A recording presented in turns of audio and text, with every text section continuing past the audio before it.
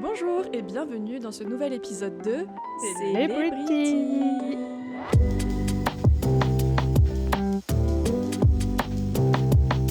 Nouveau Celebrity pour ce mois de mars, qui ne sera pas le seul. Je voulais juste prendre un petit moment pour remercier toutes les personnes qui nous rejoignent sur les Celebrity. Ouais. On a vu plusieurs de vos commentaires, notamment sur les épisodes de Jungwon et de Ayen. Et ça nous fait tellement plaisir d'avoir des commentaires. Et c'est pour ça que vraiment, n'hésitez pas à nous laisser des commentaires, même si c'est un truc random ou quoi. Genre, nous, on est trop contents de Ouais. les lire. Ça fait tellement plaisir d'avoir des retours sur ce qu'on fait. Puis d'échanger avec d'autres K-pop stans parce que pour le coup, il n'y a pas que Engine or Stay, il y en a d'autres qui vont arriver, d'autres fandoms, tenez-vous prêts. Et voilà, n'hésitez pas à venir nous suivre sur Insta parce que On est drôle. voilà, venez nous suivre sur Insta. Et merci beaucoup pour ce soutien-là. Aujourd'hui, nous allons vous parler d'un autre membre de Stray Kids qui s'appelle Yeonjin, qui est donc né le 20 mars 2000 et qui fête aujourd'hui ses 26 ans. Ça me fait trop bizarre de dire ça alors que nous aussi on fête nos 26 ans cette année, hein. Mais je Ouais. m'en rends pas compte. Stray Kids, c'est vraiment la mise en perspective de on vieillit. Regarde, eux aussi, ils ont notre âge. Mais ça fait toujours bizarre. Bref, à remettre en perspective. Yeonjin, du coup, qui est membre de Stray Kids depuis le début du groupe. Comment est-ce que j'ai découvert Yeonjin? C'est simple, pendant les concerts, à peu près comme l'entièreté des membres de Stray Kids jusque-là. Pas de nouveauté. Le petit changement, c'est que pour le coup, c'est pas le concert qui m'a fait apprécier la personne, puisque j'ai eu un peu cette impression de le mec un peu nonchalant, bad boy, qui avait limite pas envie d'être là sur le premier soir. Je dis pas que c'était le cas, mais le premier soir en plus, c'est pas la forme pour l'entièreté du groupe. J'étais fatiguée, quoi. C'est ça. Et donc c'est pas la meilleure première impression que j'ai eue, mais moi ce qui attise ma curiosité, c'est de savoir comment toi tu l'as perçu. Quelle était ta première impression de lui au début? Quelle était ta première impression? Alors, moi, je suis arrivée dans la fanbase en 2024, mai 2024. Honnêtement, au départ, donc pour resituer vite, moi, j'ai capté Stray Kids via leur Met Gala parce que les gens disaient qu'ils restaient habillés comme JJK. Et quand j'ai commencé à rentrer petit à petit dans Stray Kids, tout ce que j'ai vu, c'était un peu les scandales qu'il y avait autour de Yeonjin, le pauvre, hein, autour des vieux trucs de harcèlement quand il était au lycée, comme quoi il le harcelait, patati patata. Et donc, les premières images de Yeonjin n'étaient pas hyper positives. Et ensuite, quand j'ai commencé vraiment à pouvoir fouiller un peu dans le lore, j'ai été très distante avec lui au départ parce que j'étais en mode ok, j'ai des bad vibes, genre vraiment en mode non, ça passe pas, ça passera pas, ok, bah il est là, ok, mais pour moi c'était un peu, ça me renvoyait un peu les vibes de Zayn, époque One Direction. Oui. Et en fait, j'ai vu un épisode d'un comportementaliste qui analysait la relation Félix Hyunjin, qui analysait probablement genre au fur et à mesure de ce que Hyunjin disait, comment il se comportait, etc. En fait, sa façon de réfléchir. Et j'ai vite compris qu'en fait, si j'étais en mode non, bad vibe, c'est parce qu'en fait, on avait une façon de réfléchir beaucoup trop similaire, lui et moi. Et en fait, c'est que par défaut, les gens qui me ressemblent avant, hein, mais les gens qui me ressemblent, avec lesquels j'ai des points communs en termes de réflexion, en premier lieu, avant, j'étais en mode non, pas de vibe. Tout simplement parce que je ne me ferais pas confiance dans la vraie vie si jamais je rencontrais quelqu'un absolument comme moi. Du moins, pas aujourd'hui, mais à l'époque. Mais en fait, il y a une jean au départ, c'est vraiment genre, il est là, c'est le visual. Et du coup, ouais, c'était vraiment genre bad vibe parce que, au final, je pense que son côté artistique me parle énormément. Son côté introverti aussi. Il n'est pas introverti. Il est introverti? Il est INFP. Ouais, voilà. Donc, tu vois, INFP, INFJ, on a juste le dernier qui est différent. Donc, c'est-à-dire qu'il y a sur beaucoup de choses, on se ressemble quand même avec, dans les façons de réfléchir. On a des points communs, du moins. Maintenant, je comprends mon fonctionnement de l'époque. C'est genre, ça me ressemble trop, donc danger. Aujourd'hui, c'est genre, en mode, ah ouais, on se comprend. T'inquiète. Ouais, trop bien. Du coup, c'est vraiment cette vidéo-là du comportementaliste qui t'a fait t'intéresser à Yeonjin et que du coup, t'as changé ta perception de lui. Ça m'a fait switch. En fait, je le calculais forcément parce que très vite, quand tu rentres dans la fanbase Yeonlix, tu peux pas le manquer. Ça n'a jamais été je relate en mode biased, mais ça a été je relate énormément. Pour moi, c'est un peu cette vidéo qui m'a fait rassembler tout le OT8 ensemble et fait que, genre, de base, oui, il y a Félix, mais c'est OT8, quoi. Genre, c'est Stray Kids les 8. Parce qu'il te manquait que Yeonjin pour avoir ça? Ouais, disons que, je sais pas, ça a mis une certaine synergie. Je pense qu'à ce moment-là, j'ai accepté aussi peut-être, genre, en même temps, que ouais, il y avait ce côté artistique et que j'ai peut-être laissé. C'est peut-être la vidéo qui m'a fait laisser entrer Stray Kids en mode ok, vous allez avoir un sacré rôle dans ma vie. Je pense plus que c'est ça, du coup, dans l'ensemble. Aujourd'hui, c'est quelqu'un que j'apprécie énormément sa sensibilité, j'apprécie énormément son côté artistique. J'adore son côté complètement pas beau. J'adore le fait qu'il soit bête. Et sur scène, ça soit genre like a literal god, tu vois. Genre, j'adore ces côtés-là et qui me fait beaucoup rire avec toute cette timidité. Très maladroit, mais c'est rigolo. Oui, et c'est pas la même maladresse que Ayen, où Ayen c'est clumsy, tu vois. Hyunjin, c'est maladroit dans le sens, je veux bien faire, mais je sais juste pas parce que j'ai pas les codes, parce que mon cerveau est en mode artiste. Ah! Et ça, je pense que c'est la chose que je relate le plus à lui. Je vois. Et moi, je sais qu'il y a beaucoup de gens qui sont sortis des concerts en ayant un peu flashé sur Yeonjin. Moi, je me souviendrai toujours, le premier soir, quand genre, il se présentait ou il faisait un truc et tout, tu me revois ta tête qui tourne vers moi, tu te dis: «Mais putain, mais il a une fanbase énorme lui!» Et j'étais en mode: «Ah bah, oui» et en fait, tu étais même choquée qu'il y ait plus de fans à fond à gueuler que sur Félix. Oui, oui. I was a baby stay. Yay! Aujourd'hui, c'est moins étonnant, en effet. Pour le coup, j'ai très vite switch sur lui. C'est juste que en sortant des concerts, j'étais un peu en mode bon bah c'est trop cliché, c'est trop le bad boy. Et si c'est ça, genre full time, ça m'intéresse pas parce que c'est ce qu'on voit depuis qu'on a 14 ans. Et pour moi, c'est pas le genre de personne qui va m'apporter quelque chose si c'est genre purement un bad boy qui est là que pour le cul quoi. Donc t'es en mode bon, sympa, visuellement sympa, le concert était sympa. Et après, ça a vite enchaîné avec du coup leur comeback de Karma, qui a été mon premier comeback tout court de l'histoire de la K-pop et enfin que j'ai suivi du moins en mode les promos avant et les perfos sur scène au début, etc. Là, j'ai vu un peu plus les interviews, les behind the scenes, les machins, et c'est là que j'ai vu, comme tu disais, ce côté beaucoup plus naturel, introverti, clumsy, qui est là pour le coup quelque chose qui m'intéresse plus que juste le bad boy, et que j'ai compris du coup la personnalité qu'il met quand il est sur scène et qu'il performe, qui est, on va pas se mentir, hyper agréable à regarder, encore plus quand tu comprends comment il fonctionne derrière en tant que humain entre guillemets. Encore une fois, c'est le truc qu'on va dire, je pense, sur chaque épisode, mais on sait que c'est des personnages qui montrent et que c'est pas vraiment qui ils sont en soi. Et ça rejoint un petit peu un truc où Hyunjin, je pense que c'est un des idoles que j'arrive le moins à cerner, tant que qui est-ce qui pourrait être en dehors de Stray Kids, parce qu'il montre tellement de facettes que juste lui dans la vraie vie, je pense que je n'ai aucune idée de qui il est pour de vrai, tu vois. Je pense que c'est ce qui, moi, au départ, m'a fait mettre aussi le frein, en fait, le nombre de facettes qu'il pouvait mettre et du coup, je me suis dit: «Non, it's not two-faced, it's multiple face and I'm not okay with that» et au final, je me suis dit: «Mais c'est juste me renvoyer aussi certaines facultés qu'il y a de t'adaptes les facettes en fonction de comment tu es». En fait, quand tu comprends que chez lui, c'est pas du tout négatif, c'est juste sa façon à lui de gérer le monde, la vision qu'il y a de Hyunjin change, je trouve. Oui, je suis d'accord. Il n'y a pas une facette qui sonne faux comparée aux autres. Moi, ça, je sais que c'est quelque chose que j'aime bien parce que j'ai du mal à... Genre, si je suis comme ça dans le travail, mais du coup, je peux pas être comme ça dans ma vie perso, mais du coup, ça veut dire que je suis deux personnes différentes. Oui, c'est pas grave. Et si je suis telle personne avec tel groupe de potes et telle autre personne avec tel groupe de potes, oui, c'est normal. Faut juste pas être, genre, des opposés drastiques.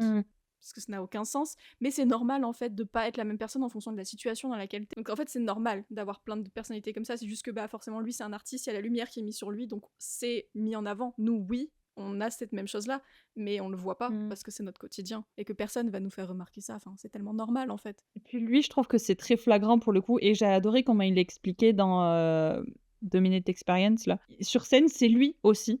En dehors de sur scène, c'est lui aussi et genre dans un autre contexte, c'est lui aussi et genre c'est vraiment en mode, genre c'est toutes des parties de moi et j'espère que, beh, genre, quand vous les voyez, vous comprenez en fait et je pense que c'est sa meilleure façon pour lui de s'exprimer et je pense que c'est beau d'avoir une personne qui est comme ça aussi, tu vois? Dans la possibilité d'être vrai et à 100 elle-même, par contre, ça doit être fatigant. Parce que c'est-à-dire que dans tout ce que tu fais, dans toutes les facettes que tu montres, tu es vraiment à 100 toi. Dans sa vie à lui, vu qu'il a tellement d'occasions de montrer toutes les facettes où il peut s'exprimer en étant lui, genre je me dis genre, tu vois, nous on en a 10, mais lui il en a 100 et je dis: «Ça doit être épuisant!»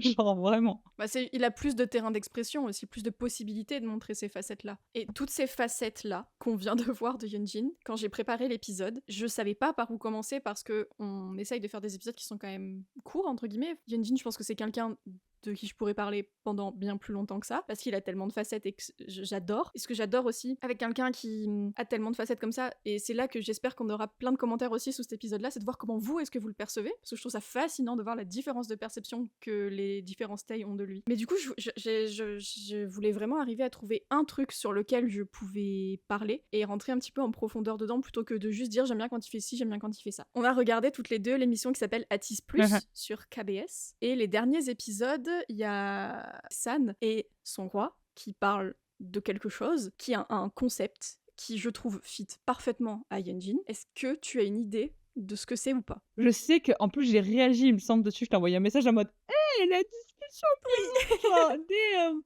Je me souviens absolument plus. C'est le concept de romance. Mais c'est pas la première fois que je vois un idol qui parle de ce concept de romance. C'est un truc qu'ils utilisent de fou. Et je comprenais pas trop parce que pour nous, la romance en français, c'est l'amour, c'est le romantique, c'est le passionnel. Et en fait, je suis allée voir sur Google comme une grande fille, la définition anglaise de romance, c'est pas du tout la même définition qu'on a nous en français de romance. Je m'explique. La définition de romance, déjà la définition première de romance, c'est des chansons accouplées dont les paroles, accompagnées d'une musique facile, ont un caractère tendre et sentimental. Genre vraiment la définition française de romance, c'est la musique. Nous, je pense toi comme moi, on le comprend comme la notion de romantique, tout ça quoi. Ouais. En anglais, the romance, c'est un sentiment d'excitation et de mystère associé à l'amour, jusque-là ça va, une sensation ou un sentiment de mystère, d'excitation, d'éloignement de la vie quotidienne. Et je pense que ça se relie bien avec une trend qu'il y avait sur les réseaux sociaux il y a qui encore aujourd'hui, c'est genre de romantiser sa vie. Oui. Et c'est d'apprécier les petites choses et de faire plein de petites choses et d'en être satisfait. Je sais pas si c'est super clair, mais c'est un peu ce que je crois que j'en avais un peu parlé dans l'épisode sur les émotions, mais c'est en gros de te concentrer sur les petites choses qui vont faire que ton quotidien il est plus sympa. L'intention, on relie l'épisode. Et faire en sorte de créer ces moments-là aussi. Quand j'ai commencé du coup à suivre un petit peu Stray Kids et le comeback de Karma, ils sortaient encore les vlogs qu'ils faisaient pendant la tournée, où tu sais ils allaient visiter les villes et tout. La manière dont Hyunjin il allait visiter ces villes-là, ça m'a de fou inspiré parce que quelques temps après je suis partie à Paris une semaine pour le travail, avec un jour off au milieu. Ma moi d'il y a quelques mois serait restée dans mon lit à regarder des séries, faire un truc, etc. Et là, en ayant vu ça, j'étais en mode non, je vais me créer l'occasion de faire quelque chose de cool. Et je suis allée visiter des musées que j'avais envie de visiter depuis longtemps, j'ai marché de fou, j'ai profité des trucs, et j'ai fait ça en mode il fait beau, ça fait du bien. Voilà, j'ai mangé un super sandwich qui a coûté 8 €, mais c'est pas grave, il était super mon sandwich et je l'ai mangé au jardin des Tuileries et c'était trop bien. Et voilà, essayer de se concentrer sur ça, et j'ai passé une bête de journée. Je pense que c'est un petit exemple de l'impact qu'il a sur moi aujourd'hui. Pour moi, Hyunjin, chez toi, il a ancré, s'il y était déjà un peu, mais ce concept de romance, vraiment dans le sens où c'est comme si c'était, tu sais, le petit guide sur ton épaule de hey, tu peux faire ça, t'as le droit. Genre, t'en étais consciente, tu vois. T'avais envie, mais je pense que t'avais, est-ce que c'est moi, est-ce que c'est pas moi? Et en fait, genre, Hyunjin arrive et dit, mais peu importe que ça soit toi ou pas toi, en fait, on s'en fiche, si t'as envie, ça suffit. Pour moi, il est carefree à ce niveau-là. Je pense que c'est quelqu'un qui est extrêmement connecté à ses émotions, jusqu'au point où ça peut être très dangereux. Mais je le comprends là-dessus, y a pas de souci. Je pense que il est là pour apprendre aux gens que les émotions, elles peuvent être belles. Tu vois, je repense dans les épisodes des émotions où tu as dit, pour moi, la tristesse, je trouve ça beau, et tu peux trouver des choses très, très belles de ça. Hyunjin, c'est vraiment pour moi, genre, c'est le poète, genre, c'est Rimbaud, tu vois. C'est une belle comparaison. Hyunjin, c'est un mélange entre un poète et un peintre. Genre, c'est comme si Rimbaud et Van Gogh se rencontraient au même endroit, tu vois. T'imagines ce compliment?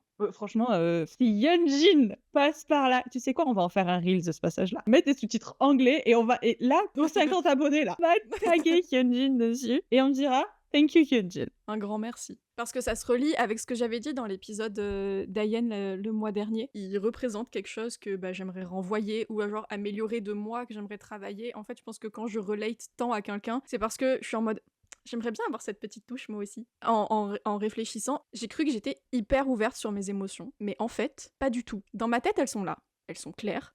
Je sais ce qui se passe la plupart du temps, ou si j'ai besoin de réfléchir, je vais rester exactement comme ce qui s'est passé ce week-end, grognon pendant 3-4 jours, et après ça va mieux. Dans ma tête, tout va bien.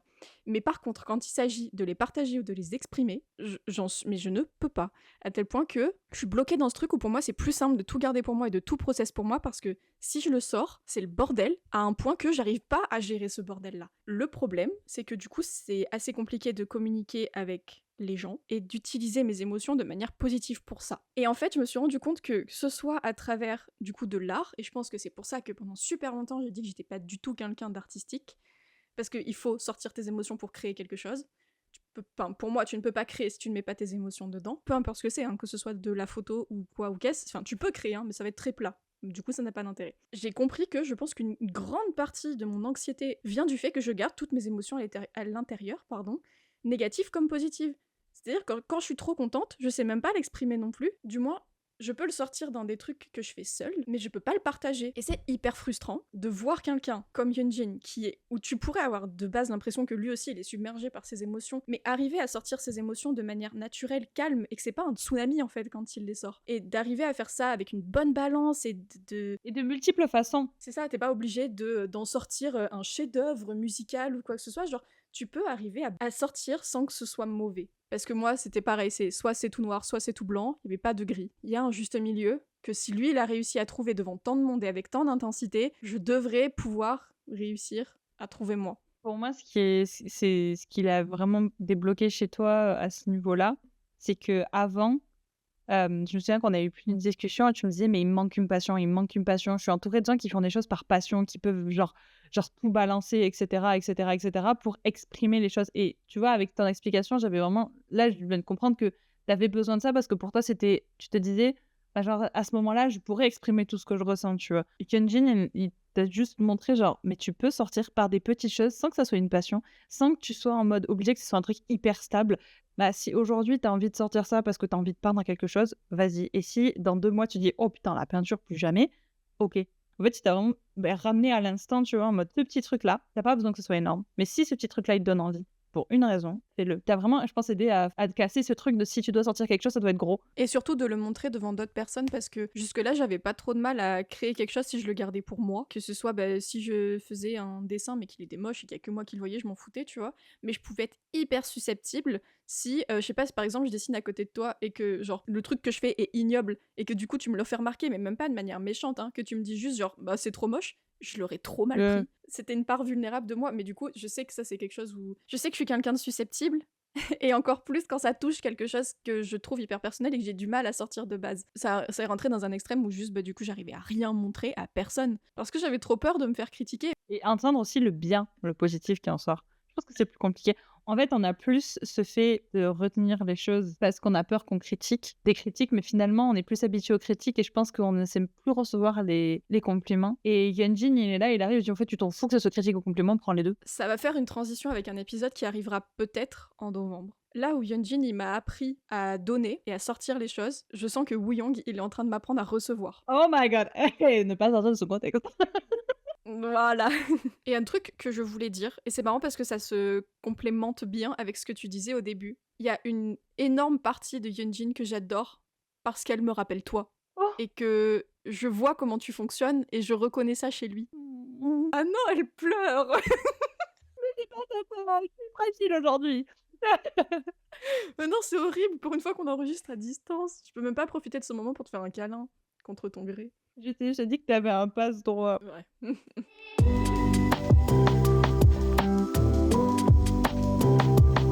Si ça te va, on passe au jeu. Bah oui. Ma première question. Yunjin a fait pas mal de collabs avec d'autres artistes et de covers pour Insta. Mes 3 préférés, c'est une avec Taemin sur Guilty.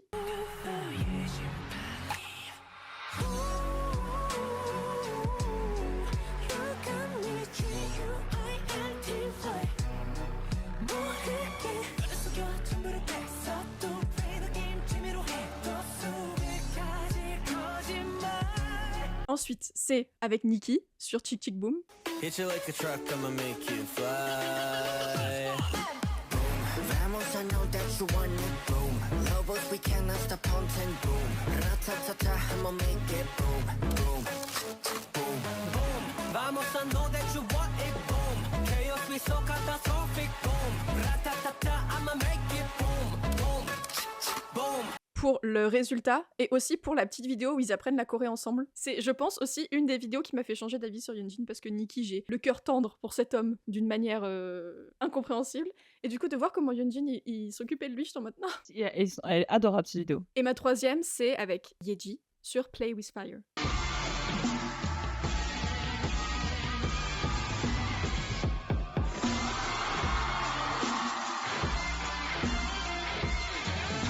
Est-ce que tu saurais les classer de laquelle est ma préférée? Je dirais celle avec Nicki, enfin sur Chick Chick Boom. J'ai donné un petit peu beaucoup d'indices. Non, légèrement.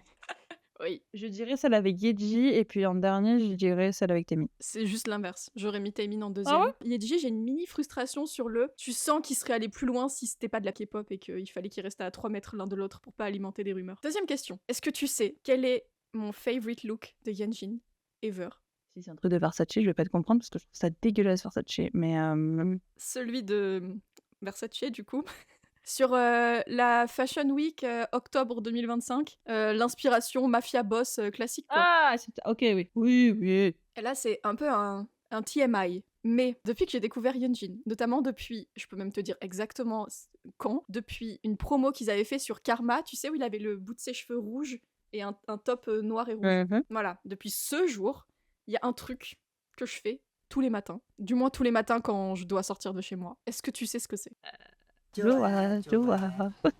Un tips, c'est dans la manière dont je me prépare. Ah, est-ce que c'est pas un trait de liner rouge un peu ocre là? Oui, exactement. Waouh! Bah parce que je te Putain, regarde on se connaît si et bien. à un moment, genre quand je l'ai commencé à noter que tu le faisais, je sais que c'est relié à la K-pop parce que c'est quelque chose de très K-pop inspired. Je savais pas que ça venait de Hyunjin. C'est la manière dont il était maquillé sur ce jour-là. Il y a vraiment une photo que j'ai enregistrée, mais pour premier degré, genre zoomer sur ses yeux et regarder comment il était maquillé parce que je suis en mode c'est magnifique. Je veux faire ça. Voilà pour le jeu. Oui. Vu que tu connais quand même hyper bien Hyunjin de par notre amour commun pour Stray Kids, je suis allée dans des trucs perso jusqu'au TMI.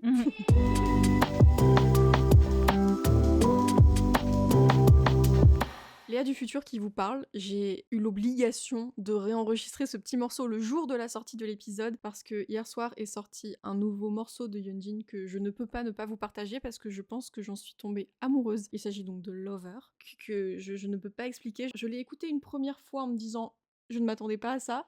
Je l'ai réécouté une deuxième fois et je n'ai jamais ressenti ça pour une chanson. C'est, je pense, là ma plus grande recommandation de tout ce que je peux vous recommander de Hyunjin. Enfin bref, je ne vais pas en parler plus longtemps, mais ma recommandation sera celle-là. Allez écouter Lover de Hyunjin. Et mes recommandations, je crois que c'est... Je sais plus si... Oui, je crois que c'est Hong Joong qui a dit ça. Il y a une distinction entre la musique que t'écoutes et la musique que tu regardes. Et je trouve que Hyunjin, c'est typiquement, sur ses solos, de la musique que tu regardes. C'est pas Hong Joong, c'est Mingi. C'était Mingi. Ah oui, c'est vrai. Ma première recommandation, j'ai So Good, c'est son solo sur Hope. Et pour moi, c'est typiquement le genre de musique que tu regardes. Parce que la choré est tellement importante. La musique est bien toute seule, je veux dire, je l'écoute sans regarder le clip à chaque fois. Mais je trouve que c'est vraiment sur ses solos, il en a fait une autre qui s'appelle Mic and Brush, qui aussi, elle, pour le coup, est extrêmement axée sur la choré. Et en fait, il donne tellement sur scène que je trouve que c'est une bonne définition sur Hyunjin. Bah après, c'est un des main dancers, donc...